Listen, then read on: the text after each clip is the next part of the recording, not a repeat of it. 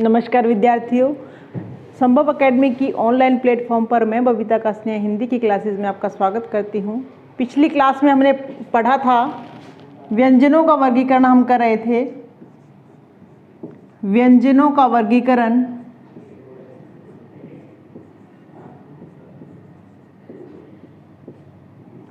व्यंजनों के वर्गीकरण में हमने अध्ययन की सरलता के आधार पर वर्गीकरण कर लिया था, जिसके अंदर हमने 3 तरह के जो वर्गीकरण हैं वो पढ़े थे। सबसे पहले थे कि स्पर्शी या वर्गीय व्यंजन। स्पर्शी या वर्गीय व्यंजन क से लेकर मैं तक के होते हैं, क से लेकर म तक के। इसके बाद में हमने ऊष्म वर्ण के थे जो श, श, स और ह होते हैं। इसके बाद अंतस्थ वर्ण के थे जो य, र, ल और व होते हैं।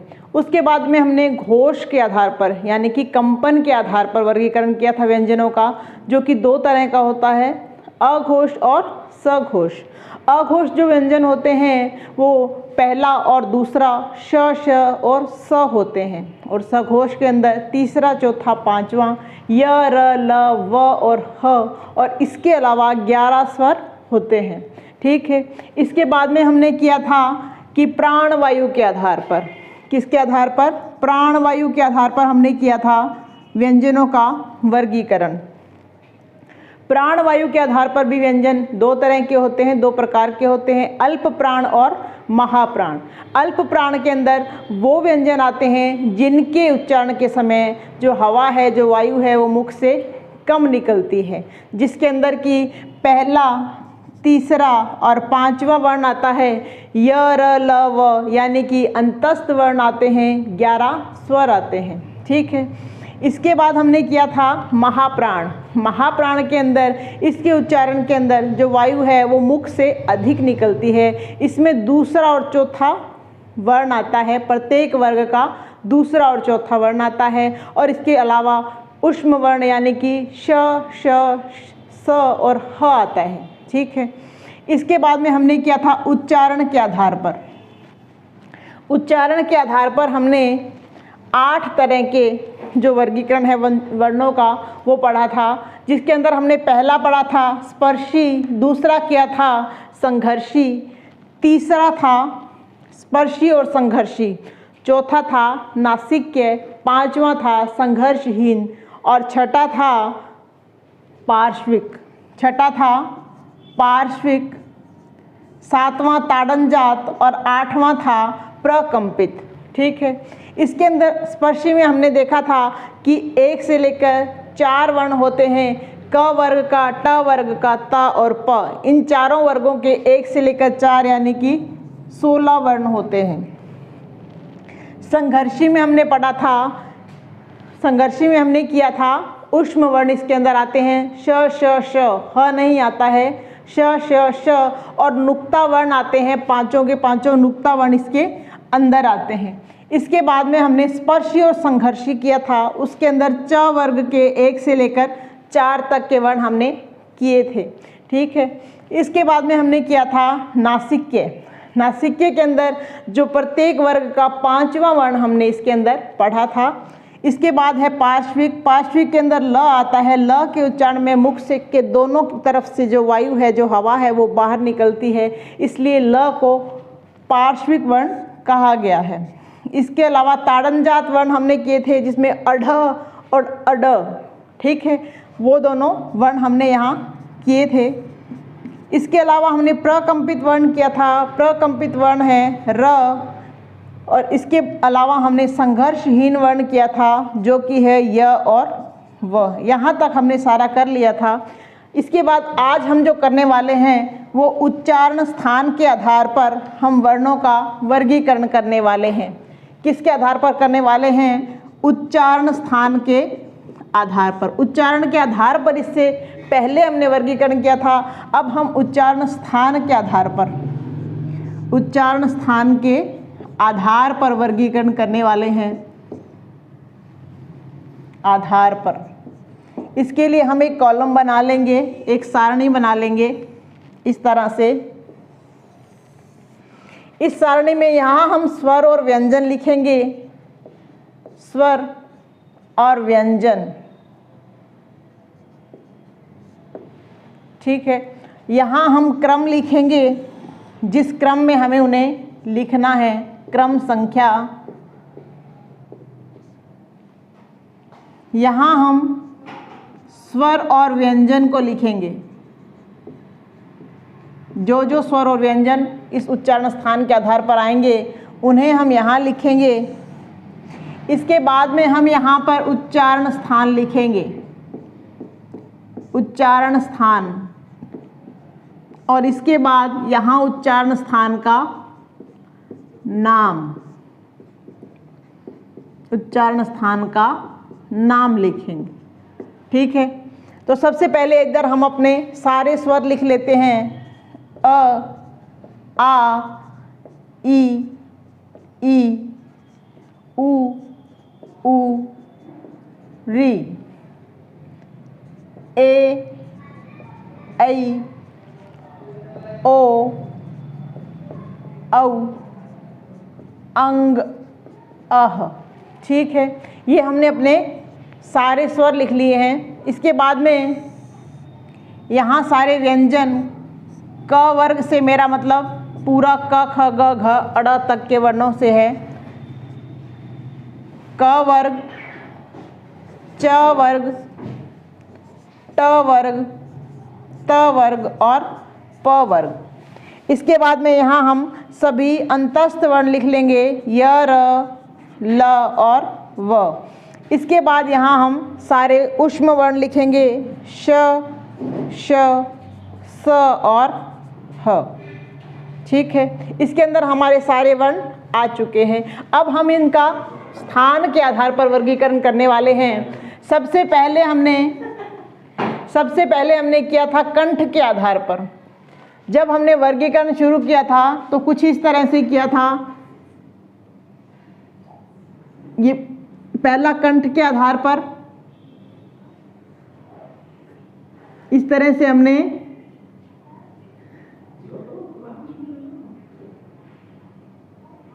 यूं बनाया था। ये हमारे ओष्ठ हैं, ये दंत हैं, इसके ऊपर ये मूर्धा है, मूर्धा, उसके बाद तालु,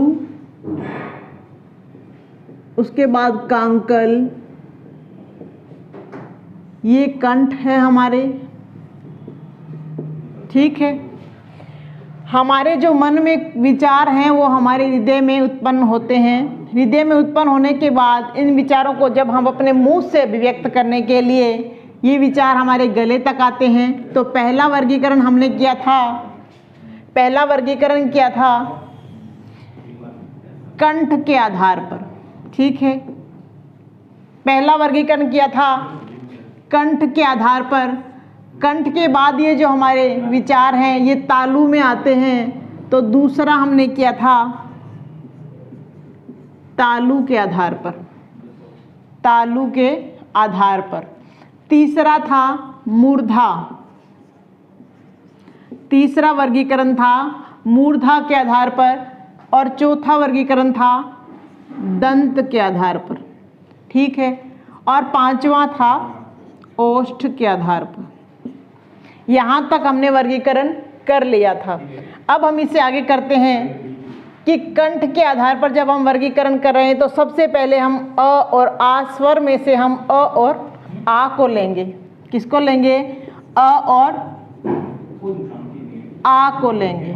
ठीक है, और वर्ग में से भी क वर्ग को, पहला स्वर का पहले 2 स्वर और 1 व्यंजन वर्ग लेंगे। क वर्ग, क वर्ग, और इसके बाद हम विसर्ग को इसमें शामिल करेंगे। विसर्ग का मतलब ये वाला वर्ण। ठीक है, इसके बाद में तालु आता है। तालु के लिए ये हमने कर लिया है। दूसरा नंबर 2 नंबर के लिए ई और ई, ई और ई के बाद में दूसरा वर्ग यहाँ से हमने लिया है। यहाँ से दूसरा नंबर वर्ण है, यहाँ से दूसरा वर्ग च वर्ग लिया है हमने। क्या लिया है, च वर्ग लिया है। च वर्ग के अंदर हमने य और श को शामिल किया है। किसको शामिल किया है, च वर्ग और य और श को शामिल किया है। इसके बाद में मूर्धा, तीसरा नंबर है मूर्धा। ठीक है, मूर्धा यानी कि मसूड़े। मूर्धा के अंदर हम क्या शामिल करेंगे, री। मूर्धा में हम री, ट वर्ग, र और श। ठीक है, मूर्धा में हम री, ट वर्ग, र और श को शामिल करेंगे। इसके बाद में चौथा आता है दंत। दंत में हम त वर्ग और ल, त वर्ग और स को शामिल करेंगे। ठीक है, इसमें हम ल, त वर्ग और स को शामिल करेंगे। ओष्ठ के अंदर हम, पांचवा हमारा है ओष्ठ, इसके अंदर हम ऊ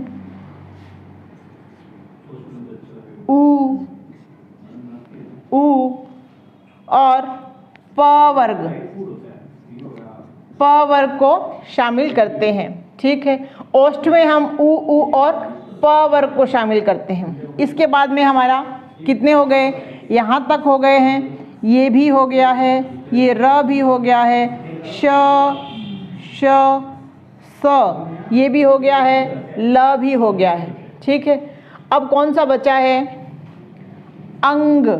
कौन सा बचा है, अंग, जिसको हम अनुस्वार कहते हैं। तो इसका उच्चारण कहाँ से होगा, नासिका से, यानी कि नाक से होगा। ठीक है, अंग का उच्चारण, अनुस्वार का उच्चारण कहाँ से होता है, नाक से होता है।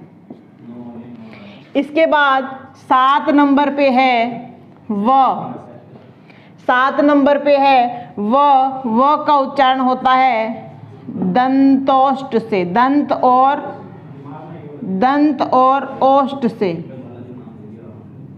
दंत और ओष्ठ से होता है। 8वां नंबर है ह। 8वें नंबर पे आएगा ह, जिसका उच्चारण स्वर यंत्र से होता है। 9वें नंबर पे आएगा ए और ऐ। ए और ऐ का उच्चारण हम देखते हैं कि जब हमने ए का संयुक्त स्वर देखा था, जब हमने ए का संयुक्त स्वर देखा था, ए कैसे बना था, अ और ई, अ और ई से मिलकर ए बना था। तो अ में कौन का उच्चारण स्थान, कंठ है। ई का उच्चारण स्थान तालु है। क्या है, तालु है। तो ए का उच्चारण स्थान क्या होगा, कंठ तालु। क्या होगा, कंठ तालु। ठीक है, इसके बाद है ओ और औ। ये भी हो गया हमारा, ये बचा है, ये भी हो गया। ओ और औ। ओ कैसे बनता है, ओ के लिए हम अ और उ मिलकर गुण संधि में ओ का निर्माण करते हैं। कैसे करते हैं, अ और उ मिलकर गुण संधि में ओ बनाते हैं। तो अ का उच्चारण स्थान कंठ है, ओ का उच्चारण स्थान, उ का उच्चारण स्थान ओष्ठ है। ओष्ठ यानी कि होठ है। ठीक है, तो ओ और औ का उच्चारण स्थान कंठ और ओष्ठ होगा। क्या होगा, कंठ और ओष्ठ होगा। ठीक है, अब हम इन उच्चारण स्थानों का नाम लिखते हैं। कंठ को हम कंठे भी लिख सकते हैं, कंठ भी लिख सकते हैं, कंठे भी। तालु को तालव्य। ठीक है, तालु को तालव्य। मूर्धा को मूर्धन्य। क्या, मूर्धन्य। दंत को दंत्य। ओष्ठ को ओष्ठ ही लिखेंगे। नासिका को नासिक्य। दंत और ओष्ठ दोनों मिलकर क्या बनेंगे, संधि हो रही है दंतोष्ठ, दंतोष्ठ। ठीक है, और स्वर यंत्र ह है, जो कि स्वर यंत्र है, इसको अलीजिव्या भी बोलते हैं, अलीजिव्या। ठीक है। ए ऐ कंठ तालु, कंठ तालु, और इन दोनों की संधि हो जाएगी कंठ और ओष्ठ, कंठोष्ठ, कंठोष्ठ। ठीक है। एक बार फिर से देख लेते हैं इसको कि व्यंजनों का वर्गीकरण क्या हम कर रहे हैं, जिसके अंदर हम उच्चारण स्थान के आधार पर भी वर्गीकरण कर रहे हैं। उच्चारण स्थान के आधार पर वर्गीकरण में हमने 5 तरह का वर्गीकरण देखा था। कंठ के आधार पर, तालु के आधार पर, मूर्धा के आधार पर, दंत के आधार पर और ओष्ठ के आधार पर। ठीक है। कंठ के आधार पर आएगा अ, आ, क वर्ग और विसर्ग। ठीक है। स्वर का पहला अ, आ और व्यंजन का पहला क वर्ग और उसके साथ में विसर्ग आएगी कंठ के उच्चारण स्थान में। दूसरा हमने किया था तालु। तालु के उच्चारण स्थान, तालु का उच्चारण स्थान दूसरे नंबर पर है, तो इसमें से दूसरा ई और दूसरा जो है व्यंजन वर्ग लेंगे च वर्ग। तो ई, च वर्ग, य और श ये तालु का उच्चारण स्थान है।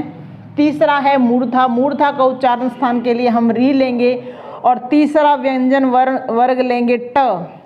तो री, ट वर्ग, र और श ये है मूर्धा का उच्चारण स्थान। इसके बाद में हम दंत का यानी कि दांतों का उच्चारण स्थान लेंगे। ल ये चौथे नंबर पे है, तो चौथा वर्ग है त वर्ग और स। ठीक है। और इसके बाद में ओष्ठ यानी कि होठ का उच्चारण स्थान उ और प वर्ग आता है। नासिका, नासिका यानी कि अनुस्वार जिसको बोलते हैं, इसका उच्चारण स्थान नासिका होता है। अंग का उच्चारण स्थान दंतोष्ठ, व का उच्चारण स्थान दंत और ओष्ठ दंतोष्ठ होता है। ह का उच्चारण स्थान स्वर यंत्र यानी कि अलीजिव्या होती है। ए ऐ का उच्चारण स्थान कंठ और तालु। जैसे कि मैंने यहाँ बताया है कि ए के का निर्माण कैसे होता है। एक ए क्या है, ये संयुक्त स्वर है। क्या है? संयुक्त स्वर है। संयुक्त स्वर किससे मिलकर बना है? अ और ई से मिलकर ए बनता है गुण संधि के अंदर। तो अ का उच्चारण स्थान कंठ है और ई का उच्चारण स्थान तालु है, तो ए का उच्चारण स्थान क्या होगा? कंठ तालु। ठीक है। ओ का उच्चारण स्थान, ओ का उच्चारण स्थान ओ किससे बना है? अ और ई से मिलकर बना है गुण संधि के अंदर ये ओ बन जाता है, तो ओ का उच्चारण स्थान कंठ और ओष्ठ होगा। ठीक है, समझ आ गया आपको ये? चलिए आगे देखते हैं। इसके बाद अभी हम कुछ और जो वर्गीकरण है वो करने वाले हैं और इसके बाद हम संज्ञा शुरू करने वाले हैं। संभव एकेडमी के ऑनलाइन प्लेटफॉर्म पर जितने भी वीडियोस जो अनुभवी शिक्षकों के द्वारा डाले जाते हैं, आपके लिए बनाए जाते हैं, उन्हें प्लीज़ ज़्यादा से ज़्यादा देखिए, अधिक से अधिक अपने मित्रों के साथ उन वीडियोस को शेयर कीजिए, चैनल को सब्सक्राइब कीजिए, वीडियोस को लाइक कीजिए और अधिक से अधिक उसका फ़ायदा उठाइए। आगे देखते हैं विदेशी स्वर। विदेशी स्वर कौन से होते हैं? विदेशी स्वर एक ही है। विदेशी का मतलब उसको मेहमान स्वर भी कहते हैं। ठीक है। विदेशी स्वर यानी कि मेहमान स्वर भी कहते हैं, उसको आगत स्वर भी कहते हैं। आगत स्वर भी कहते हैं। ये कौन सा है? ये है आ ये ना तो हिंदी का है ना ही संस्कृत का है, ये एक विदेशी स्वर है जो हमने बाहर से लिया है। इससे बने हुए शब्द भी विदेशी होते हैं। इससे बने हुए शब्द विदेशी होते हैं। मैं लिखूं कॉलेज, का को आ की, आ कह को आ की साउंड आ रही है। ठीक है। मैं लिखूं डॉक्टर, मैं लिखूं हॉस्पिटल। ठीक है। पेपर में पूछा जाता है कि निम्न में से कौन सा जो शब्द है वह विदेशी है, तो जो शब्द इस तरह से बने होते हैं ये विदेशी शब्द होते हैं। जिनके ऊपर आ की मात्रा लगी होती है वो विदेशी स्वर होते हैं। ठीक है। इसके बाद देखते हैं विदेशी व्यंजन कौन से होते हैं। विदेशी व्यंजन कौन से होते हैं? विदेशी व्यंजन हम नुक्ता को कहते हैं। किसको कहते हैं? नुक्ता को कहते हैं। और नुक्ता कितने होते हैं? नुक्ता 5 होते हैं। कितने होते हैं नुक्ता? 5 होते हैं, जिसमें से क, ख, ग, ज और फ। ये इतने जो हैं ये विदेशी व्यंजन हैं। एनसीईआरटी की बुक में केवल 3 नुक्ता माने गए हैं। कितने नुक्ता? 3 नुक्ता। अगर एग्जाम में आता है तो आपको लिखना है नुक्ता सिर्फ 3 होते हैं। कौन कौन से? ख, ज और फ। ख, ज और फ। अगर आपसे पूछे कि कुल कितने विदेशी वर्ण होते हैं, वर्ण मतलब स्वर और व्यंजन दोनों मिलाकर वर्ण होते हैं, कुल कितने विदेशी वर्ण हैं, तो ये हैं 4। कितने हैं? 4 हैं। आ जो कि एक विदेशी स्वर हैं, ख, ज और फ। ठीक है, ये 4 विदेशी वर्ण हैं। इसके आगे देखते हैं हम कि संयुक्त व्यंजन कौन से होते हैं। संयुक्त व्यंजन, संयुक्त व्यंजन कौन से होते हैं? संयुक्त स्वर तो आपने देखे, इससे पहले हमने संयुक्त स्वर देखे थे, ए, ऐ, ओ और औ।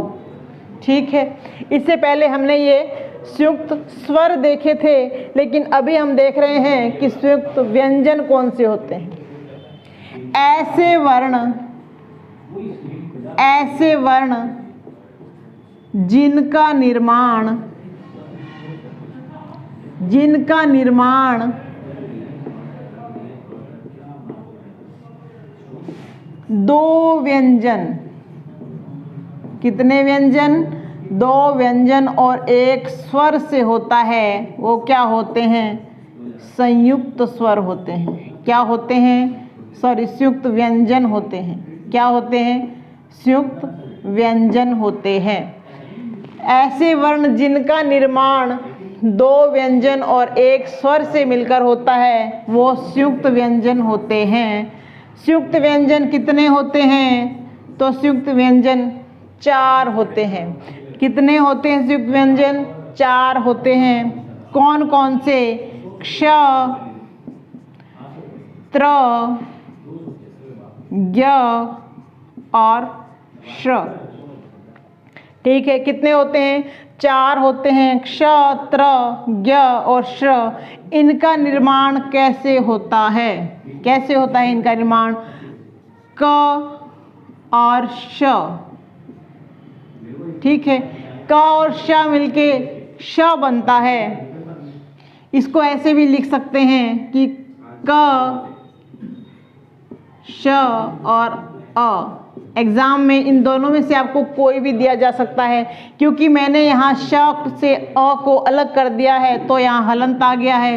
इस श में अ पूरा है, इसलिए यह पूरा श है।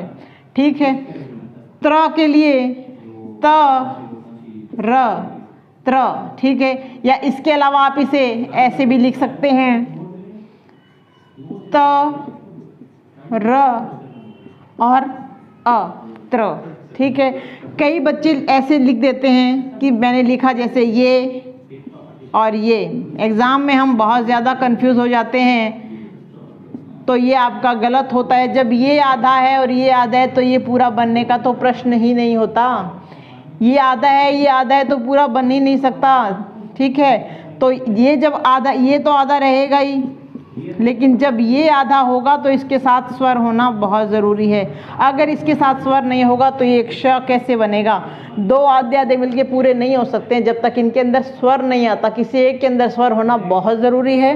तो इसलिए इसको क, श, या तो आप ऐसे लिखो, ठीक है, तो ये क्ष बनेगा।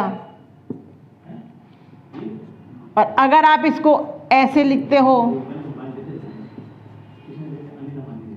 तो ये भी सही होगा, लेकिन अगर आप इसे ऐसे और ऐसे लिखोगे तो ये गलत होगा, ठीक है। इसके बाद में होता है ज, ग को कैसे लिखते हैं, ज और या, ये भी होता है, और ज, या और अ, ये भी सही है। ये तीनों आप इस तरह से भी लिख सकते हैं, इस तरह से भी लिख सकते हैं, ये दोनों ही तरीके सही हैं। एग्जाम में दोनों में से कुछ भी आ जाए तो दोनों ही तरीके सही हैं। इसके बाद में आता है श्र, श और र। श्र होता है श, र, और अ भी श्र होता है। ज्ञ है, इसको हम ज्ञ लिखना हो तो हम ऐसे लिखते हैं। हिंदी की वर्णमाला में ज्ञ को ऐसे लिखा जाता है, हम लिखते हैं 11। 11 का मतलब 11, तो ज्ञ का मतलब ये 11 तो नहीं लिखते ना हम, क्या इसको ऐसे लिख सकते हैं? ये गलत होता है, ठीक है। ये 11 सही होता है। जब हमें ज्ञान लिखना होता है तो हम ज्ञान इस तरह से लिखते हैं, लेकिन 11 लिखना होता है तो 11 है ऐसे लिखते हैं, ठीक है। इसके बाद हम देखते हैं सजातीय वर्ण कौन से होते हैं। सजातीय और विजातीय वर्ण कौन से वर्ण, विजातीय वर्ण कौन से होते हैं? जो वर्ण एक जाति के होते हैं, जो वर्ण एक जाति के होते हैं,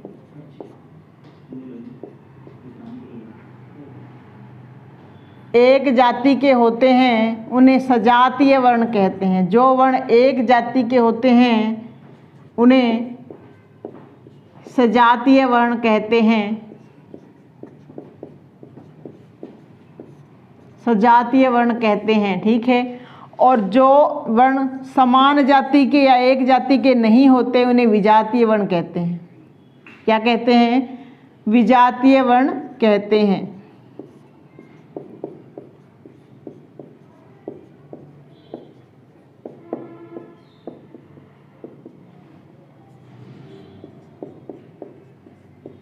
ठीक है, विजातीय वर्ण कहते हैं।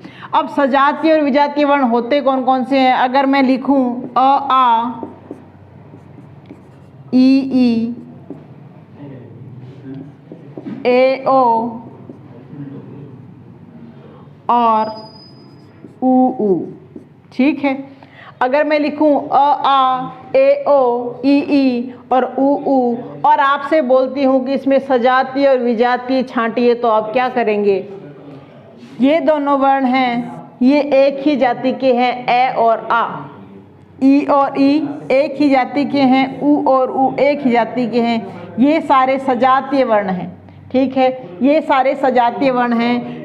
ए और ओ दोनों ही विजातीय वर्ण हैं। अगर यहाँ ए और ऐ आता या अगर यहाँ ओ और औ आता तो ये सजातीय वर्ण होता। ये दोनों अलग अलग हैं, इसलिए ये विजातीय वर्ण है, ठीक है। इसलिए ये विजातीय वर्ण है। इसके बाद देखते हैं अनुनासिक। अनुनासिक वर्ण कौन से होते हैं? अनुनासिक वर्ण या इनको बोलते हैं चंद्र बिंदु। कौन सी बिंदु? चंद्र बिंदु, या इनको विकसित स्वर भी कहते हैं।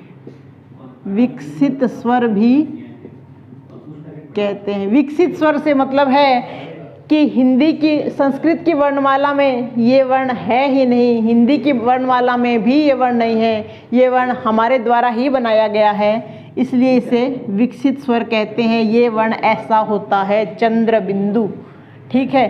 चंद्र बिंदु, चंद्र बिंदु कौन सा है? तद्भव शब्द है। कैसा है? तद्भव। जैसे हम लिखते हैं चांद, कांच, ठीक है, आँख, ठीक है, पाँच, ये सारे क्या हैं? तद्भव शब्द हैं, यानी कि ये हिंदी, संस्कृत से हिंदी में आए हुए शब्द हैं और हिंदी में हमने इसे इस तरह से इसे अपने आप बना लिया है। ये बिंदी तो संस्कृत की है, अनुस्वार तो संस्कृत का है, लेकिन इसके नीचे ये हमने खुद ही लगा लिया है, ठीक है। और संस्कृत के अंदर इसे अनुस्वार को स्थान दिया गया है। चंद्र बिंदु संस्कृत में नहीं होता। अनुस्वार संस्कृत में होता है लेकिन चंद्र बिंदु नहीं होता, चंद्र बिंदु नहीं होता, ठीक है। इसके बाद देखते हैं ताड़न जात वर्ण। कौन से वर्ण?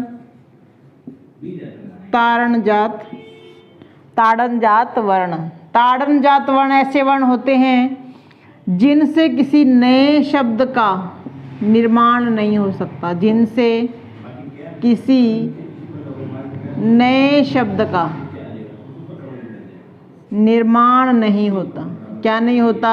निर्माण नहीं होता। वो क्या होते हैं? ताड़न जात। निर्माण नहीं होता, वो ताड़न जात, वे ताड़न जात वर्ण होते हैं। ताड़न जात वर्ण, ठीक है। ताड़न जात वर्णों से कभी नए शब्द का निर्माण नहीं होता है। इन्हें द्विगुणी वर्ण भी कहते हैं। फेंके गए वर्ण या फेंके हुए वर्ण भी कहते हैं। इन्हें उत्क्षिप्त वर्ण भी कहते हैं। कैसे वर्ण? उत्क्षिप्त वर्ण भी कहते हैं, ठीक है। नए वर्ण का निर्माण, नए शब्द का निर्माण नहीं हो सकता। इसका मतलब ये है कि अगर मैं लिखूं डमरू, अगर मैं लिखूं ढक्कन, अगर मैं लिखूं डाली, तो क्या मैं इनको अडमरू लिख सकती हूँ? क्या मैं इसको अढक्कन लिख सकती हूँ या अडाली? कहने का मतलब ये है कि ताड़न जात वर्ण किसी भी शब्द के पहले नहीं लगते। पहले का मतलब है कि इनसे किसी भी शब्द की शुरुआत नहीं कर सकते हैं हम। ये बीच में लग सकते हैं लेकिन ये पहले नहीं लगते हैं, ठीक है। इनसे किसी नए शब्द का निर्माण नहीं हो सकता, ठीक है। इसके बाद में देखते हैं कि अब तक हमने कुल कितने स्वर और कितने व्यंजन कर लिए हैं, कि कुल कितने स्वर होते हैं और कुल कितने व्यंजन होते हैं। हमने देखा था स्वर कितने थे? 11। व्यंजन कितने? 33, ठीक है। इसके बाद में हमने देखे अयोगवाह वर्ण। अयोगवाह कितने थे? 2 थे, ठीक है। संयुक्त व्यंजन कितने? संयुक्त व्यंजन कितने? 4, ठीक है। ताड़न जात कितने? ताड़न जात कितने हुए? 2, ठीक है। ताड़न जात कितने हुए? 2। कुल कितने हो गए? ये हो गए 44 और 4 48 और 4 52 वर्ण हो गए। कितने वर्ण हो गए? 52 वर्ण हो गए।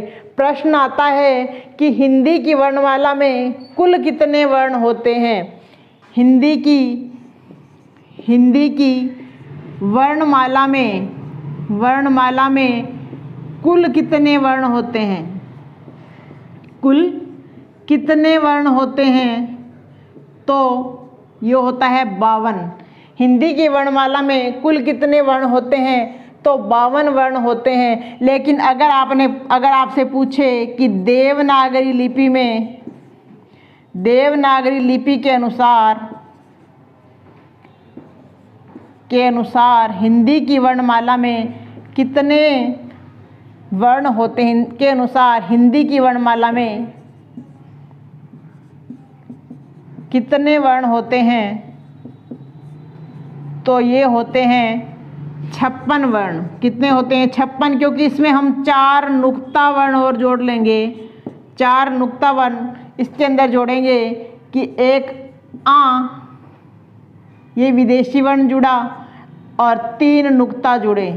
कितने जुड़े? 3 नुक्ता वर्ण जुड़े, एक विदेशी वर्ण जुड़ा आ, 3 नुक्ता वर्ण जुड़ गए, तो ये कितने हो गए? 56 हो गए। कितने हो गए? 56 हो गए। ठीक है, तो देवनागरी लिपि के अनुसार हिंदी की वर्णमाला में कुल कितने वर्ण हैं? 56 वर्ण हैं। और हिंदी की वर्णमाला में अगर आपको कुल वर्ण पूछते हैं तो 52 वर्ण होते हैं। ठीक है, तो आज की क्लास में बस इतना ही। अगली क्लास में हम फिर से मिलेंगे एक नए टॉपिक के साथ। तब तक के लिए धन्यवाद। आप हमारे संभव एकेडमी के ऑनलाइन चैनल को सब्सक्राइब कीजिए, वीडियोस को लाइक कीजिए, शेयर कीजिए और कमेंट ज़रूर कीजिए। धन्यवाद।